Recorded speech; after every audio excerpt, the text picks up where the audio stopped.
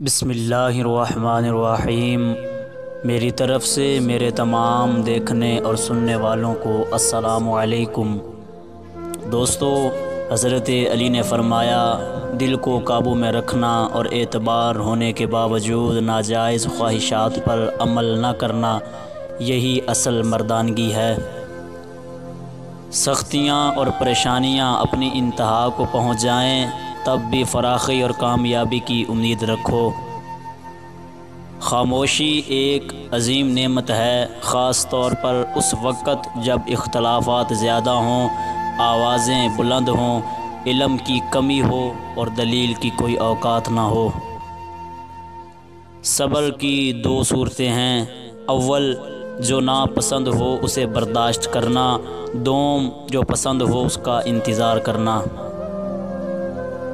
حضرت علی کی خدمت میں ایک عورت آئی اور حضرت علی سے کہنے لگی، یا علی، میں اپنے بچے کے لیے کوئی بابرکت عورت ڈھونڈنا چاہتی ہوں، میں کیسے کسی عورت کا انتخاب کروں کہ وہ بابرکت ہے یا بے برکت ہے؟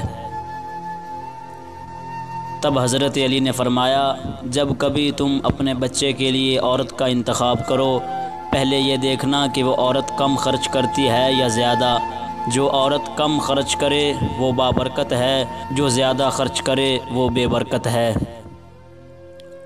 اور فرمایا، فضول خرچ کرنے والا انسان شیطان کے بھائی ہیں، کم خرچ کرنے والی عورتیں اللہ تعالیٰ کے نزدیک رحمت، برکت اور سکون کی ضمانت ہیں۔